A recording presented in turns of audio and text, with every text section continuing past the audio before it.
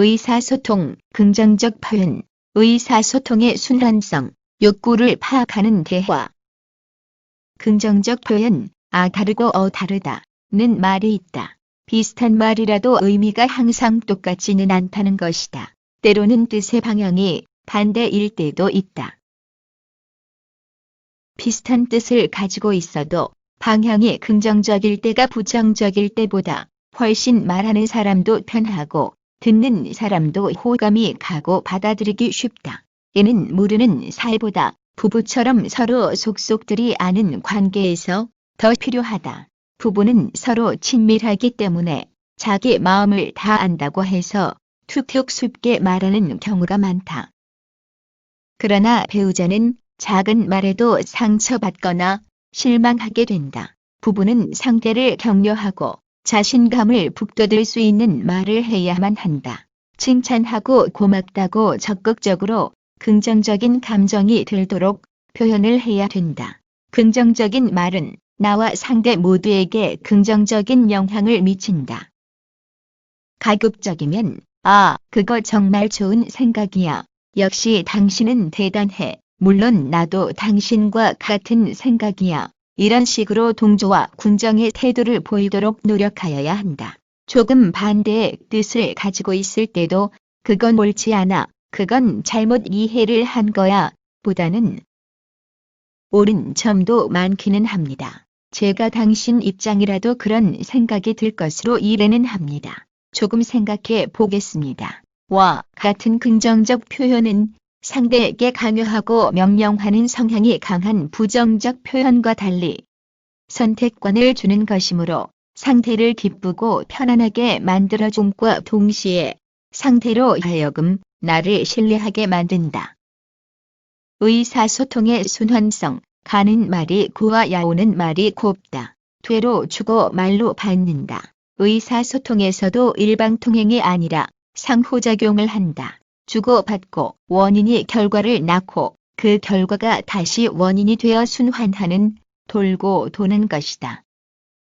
서로 사랑하여 결혼했고 몇 년, 몇십 년을 함께 살아왔는데 서로 말이 안 통한다고 한다. 이런 경우는 대개 상대를 인격적인 주체로 보지 못하거나 예의를 갖춰야 할 대상으로 보지 않아 발생한다. 거의 모든 것을 주고받으며 함께 생활하는 부부관계에서는 의사소통이 매우 중요하다. 서로가 당신 때문이야. 즉, 당신이 이러이러하니까 또는 했으니까 나도 저러저러 할 수밖에 없다. 라고 하면 갈등은 점점 커지기만 할 것이다. 부부 사이에도 예의가 필요하고 조심스러운 태도가 필요하다. 배우자의 말을 함부로 끊거나 자기식으로 대충 판단해버리는 태도가 부부의 의사소통을 가로막는다.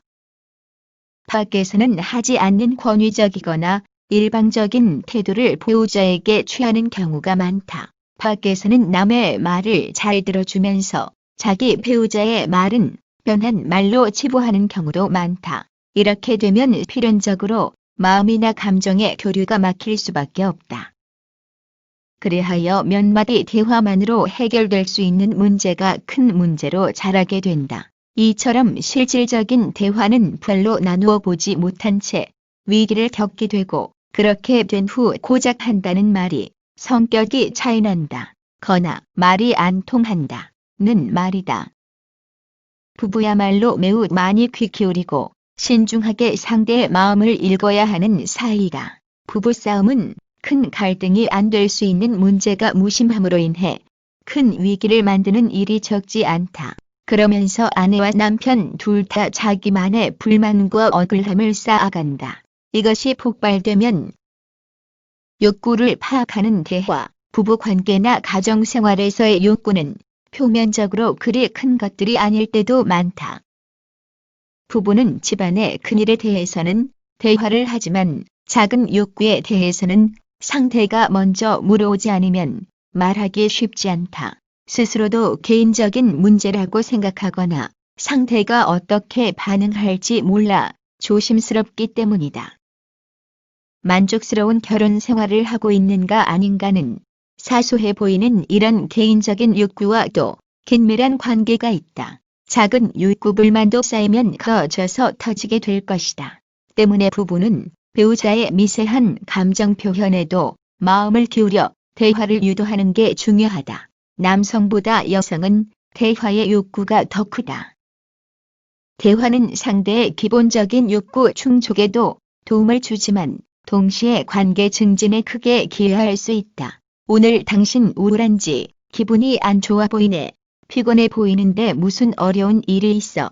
기분이 좋아 보이면 좋아 보이는 대로 그냥 평상시와 같다면 특별한 일이 없었는지 또는 어떻게 지냈는지 물어서 관심을 나타내도록 한다.